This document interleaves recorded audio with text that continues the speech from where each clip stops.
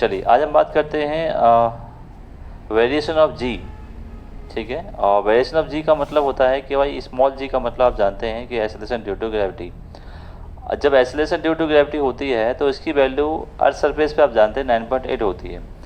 और जब हम 9.8 से हम आगे बढ़ते हैं, हम मान लेते हैं कि अर्थ सरफेस से कोई भी ऑब्जेक्ट सम हाइट पे होता है, तो वहाँ पर हम किस फॉर्मूले से एक्सेलरेशन ड्यू टू ग्रेविटी यानी स्मॉल जी की वैल्यू फाइंड करेंगे। ठीक है, तो आज हम पहला देखते हैं। ठीक है, पहला मेथड देखते हैं, variation of acceleration due to gravity. तो ग्रेविटी में क्या है, variation of acceleration due to gravity. ठीक है बेटा, acceleration due to gravity. Effect of altitude. Effect of altitude का मतलब ये मान लेते हैं, सबसे पहले समझते हैं प्यारे बच्चों कि हमारे पास क्या होता है, एक अर्थ होती है। हमारे पास क्या है, एक अर्थ है।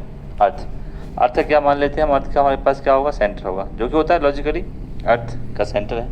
और अर्थ की रेडियस भी मान सकते हैं आप। इसकी रेडियस कितनी होगी बेटे, आर ई हो गई, ये अर्थ की रेडियस हो गई। ठीक है, ये आपका अर्थ सरफेस है। अर्थ सरफेस मान लेते हैं एक पॉइंट पर है, और यहाँ पे हम इसकी एक्सेलरेशन ड्यू टू ग्रेविटी यानी स्मॉल जी की वैल्यू फाइंड जानते हैं, 9.8 होता है। ठीक है, आप समझते हैं। तो सबसे पहले हम क्या मानेंगे बेटा, कंसीडर अर्थ टू बी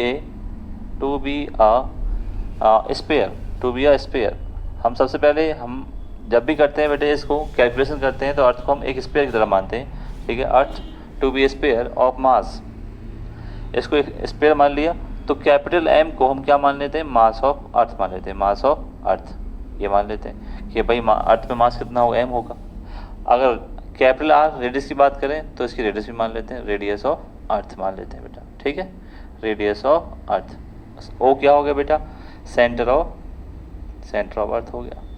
ये बहुत अच्छे से जानते हैं आप, सेंटर ऑफ अर्थ हो गया।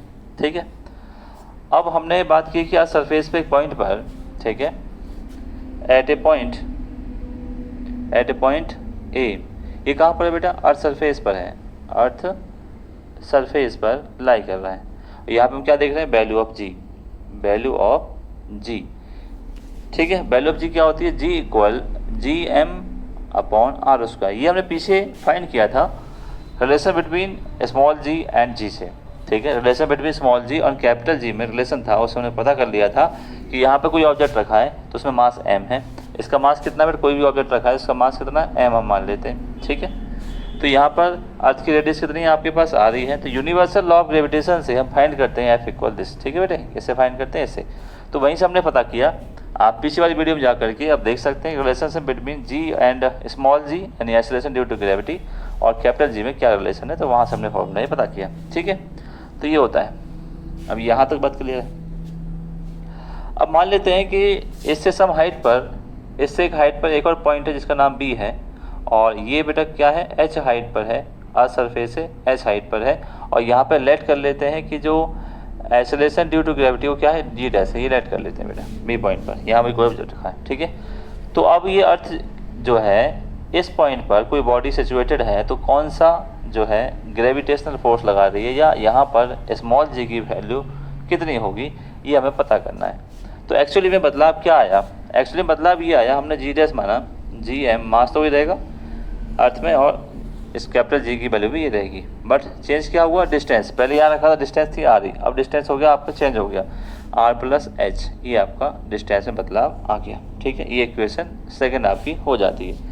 अब दो इक्वेशन सेट होने से हमें क्या मिलता है, हम क्या करते हैं, इक्वेशन सेकंड में डिवाइड दे देते हैं इक्वेशन वन से। इक्वेशन सेकंड आपके पास थी G dash G M upon R plus H का whole square divide by G M और आर का स्क्वायर। ठीक है, फर्स्ट इक्वेशन से हमने डिवाइड दिया।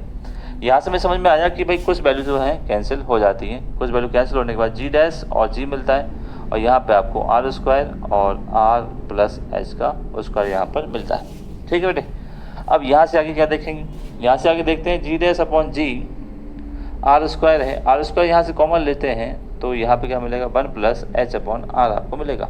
ठीक है, इससे कैंसिल हो जाता है। चलिए आगे बढ़ते हैं। ठीक है, यहाँ तक। तो जब ये कैंसिल हो जाता है तो किस तरह से कैंसिल होता है देखें, तो आगे क्या बचता है, G dash divide by G, ठीक, और 1 upon 1 plus H upon R की पावर 2। या स्क्वायर। ठीक है बेटे, कॉमन ले ही सकते हैं, आर आराम से कॉमन ले, कॉमन और डिवाइड लेने का मतलब ये होता है। ठीक है बेटे, चलिए अब यहाँ से क्या करेंगे, इसको डिवाइड में ऊपर ले जाएंगे, जी डैश अपॉन जी है 1 प्लस एच अपॉन आर का स्क्वायर है, जी डैश अपॉन जी है। ठीक है, माइनस कर जाएगा बेटा, नीचे से ऊपर जाएगा तो माइनस कर जाएगा। अब हम यहाँ पे थ्योरम पढ़ते हैं, बाय de Moivre's थ्योरम या by binomial theorem, binomial theorem physics की है। बाइनोमियल थ्योरम आपसे कहती है जब भी आपके 1 प्लस ए होता है तो ये पावर इसके साथ मल्टीप्लाई हो जाती है, एच अपॉन आर के साथ -2 मल्टीप्लाई हो जाता है। तो इससे साबित हुआ, क्या हुआ बेटा, ये 1 -2 मल्टीप्लाई करेंगे 2h अपॉन आर। ठीक है, ये स्मॉल जी आपकी इधर आ जाएगी, यहाँ से हटा लेते हैं तो आपकी। ठीक, अब माइनस का सिंबल आपको क्या बता रहा है, माइनस सिंबल ये बता रहा है आपको कि यहाँ पर जैसे जैसे आप सरफेस सम हाइट पे जाएंगे तो वैल्यू क्या हो रही है, माइनस से डिक्रीज, क्योंकि एच क्या है, नेगेटिव है, नेगेटिव ये दिखा रहा है। ठीक है, तो हम कह सकते हैं कि हैंस, ठीक है, the value of acceleration due to gravity at point B, ठीक है, डिक्रीज। ठीक है बेटे, कम हो जाती है, बहुत ही कम हो जाती है, ये आपको ध्यान रखना है। तो हमने देखा पहला इफेक्ट ऑफ, क्या देखा हमने, इफेक्ट ऑफ एल्टीट्यूड का आपने इफेक्ट देख लिया पहले बच्चों। ठीक है, चलिए अब सेकंड वाला जानते हैं बेटा। सेकंड वाला देखते हैं कि एक्सेलरेशन ड्यू टू ग्रेविटी, यानी वेरिएशन हम देखते हैं एक्सेलरेशन ड्यू टू ग्रेविटी में। अब दूसरा जो डिफरेंस है वो किस तरह से आता है। ठीक है, दूसरा देखते हैं इफेक्ट ऑफ डेप्थ का, इफेक्ट ऑफ डेप्थ का। ठीक है, यदि आप अर्थ सरफेस के अंदर जाते हैं तो किस तरह से आप उसमें देखेंगे कि क्या बदलाव उसमें आ रहा है एक्सेलरेशन ड्यू टू ग्रेविटी यानी स्मॉल जी की वैल्यू में। ठीक है, कैसे कैलकुलेट करेंगे, फॉर्मूला निकालना चाह रहे हैं बेटा। ठीक है, क्या निकाल रहे हैं हम लोग, फॉर्मूला फाइंड आउट करना चाह रहे हैं। ठीक है, चलिए ये हमने बनाया अर्थ, वही हम मान लेते हैं सपोज या कंसिडर। देखो अब इसके अंदर जा रहे हैं, पहले हम इससे ऊपर जा रहे थे बेटा। ठीक है, एटम ऊपर, यानी यहाँ तो एयर है। अब सबसे बड़ी समस्या ये है कि हमारे पास कि हमारी जो अर्थ है, अर्थ का सेंटर तो है भाई हमारे पास। ठीक है बेटे, क्या है, अर्थ तो है, और जब अर्थ है तो अर्थ का जो सबस्टेंस है या मटेरियल है पूरा जो इसका जो सबस्टेंस है सेम नहीं है बेटा। ठीक है, तो हमारे पास बड़ी समस्या है कि हम इस तरह से कैसे अंदर चले जाएंगे, हमें सबस्टेंस एक चाहिए। अगर मीडियम बदलता है तो जी की वैल्यू बदलेगी, कुछ तो इफेक्ट करेगी भाई, डेंसिटी चेंज हो रही है। तो मान लेते हैं कि पूरा जैसे क्रस्ट है, क्रस्ट अंदर तक सेंटर तक क्रस्ट ही है, ऐसा मटेरियल मान लेते हैं कि अर्थ जो है होमोजीनियस मटेरियल से मिलकर बनी है। ठीक है, तो consider earth to be a homogeneous sphere, consider earth to be a homogeneous sphere. ठीक है, होमोजीनियस मतलब कंप्लीटली मिक्स्ड है। ठीक है, of radius R and mass M. ठीक है बेटे, विद सेंटर ओ हमने मान लिया। ठीक है, हमने ये सब कर लिया कि सबसे पहले हमारी अर्थ जो है बेटे होमोजीनियस मटेरियल से मिलकर बनी है, यानी पूरा होमोजीनियस है, कंप्लीटली मिक्स है, एक ही प्रकार का ये है। उसके बाद हम जैसे हमेशा से मानते हैं कि जो मास ऑफ अर्थ है आपका कैपिटल एम हो जाता है। ठीक है, रेडियस ऑफ अर्थ है आपकी क्या हो जाती है बेटा, रेडियस ऑफ अर्थ जो है आपकी आर हो जाती है, सेंटर आपका ओ हो जाता है। ठीक है, अब बढ़ते हैं थोड़ा सा आगे। हम जानते हैं कि इस पॉइंट पर, यहाँ पर भी हम सरफेस पर हैं, सरफेस के ए पॉइंट पर जो एक्सेलरेशन ड्यू टू ग्रेविटी वो कितनी है, जी है। ठीक है, at point A the acceleration due to gravity. ठीक है बेटे, एट पॉइंट ए ये सरफेस पर है, तो स्मॉल जी की वैल्यू होगी G M upon R square, यानी 9.8 निकालने का फॉर्मूला। ठीक है, ये वाला। तो इसको हम क्या मान लेते हैं, हमेशा से फर्स्ट इक्वेशन इसको डेवलप कर लेते हैं। बट सबसे बड़ी समस्या ये है कि हमें इसके अंदर जाना है तो हमें इसकी डेंसिटी का थोड़ा सा चक्कर पड़ेगा। तो हम जानते हैं बेटे डेंसिटी का फॉर्मूला, डेंसिटी का एक फॉर्मूला होता है मास अपॉन वॉल्यूम। डेंसिटी को जनरली रो से रिप्रेजेंट करते हैं बेटा। ठीक है, मास अर्थ का एम होता है बेटा। वॉल्यूम की बात करें तो वॉल्यूम होता है 4/3 पाई आर क्यूब, क्योंकि हमारी जो अर्थ है वो स्फीयर है, स्फीयर का वॉल्यूम क्या होता है 4/3 पाई आर क्यू होता है। ठीक है, यहाँ से आप मास निकाल सकते हैं। यहाँ से आपने मास निकाला तो डेंसिटी इनटू वॉल्यूम जो है इसका मल्टीप्लाई हो जाता है। ठीक, तो ये जो है पुट कर देते हैं, put in equation number first. तो फर्स्ट इक्वेशन हमने पुट किया तो स्मॉल जी और यहाँ पे जी और इस एम की वैल्यू हमने पुट की मास की, density into volume 4 pi R Q divide by R square. ठीक है, यहाँ से कैंसिल हो जाता है तो क्या बचता है जी 4 पाई बाई 3 आर और डेंसिटी रो। तो इक्वेशन नंबर सेकंड यहाँ पर डेवलप हो जाती है। ठीक है, इक्वेशन नंबर सेकंड डेवलप हो जाती है। बहुत अच्छे समझ में आया होगा आपको। ठीक है, बहुत ध्यान से देखिए मैं कहाँ पर कौन चीज़ बोल रहा हूँ, क्या कर रहा हूँ। ठीक है बेटे, चलिए अब आगे बढ़ते हैं, नेक्स्ट टाइम पे आगे बढ़ते हैं। ये तो हमने देख लिया कि पहले इक्वेशन से हमें आपको acceleration due to gravity in the term of हमें क्या मिली, वॉल्यूम की टर्म में मिली और डेंसिटी की टर्म में मिली। अब मान लेते हैं कि यहाँ से अंदर जा रहे हैं, अंदर जा करके एक डी पॉइंट पर रुक जाते हैं बेटा। ठीक है, डी डेप्थ में जा रहे हैं और एक पॉइंट आपका होता है बी, यहाँ पर रुक जाते हैं और यहाँ पे भी अभी क्या है, ये स्पेयर एक प्रकार का स्पेयर भी है।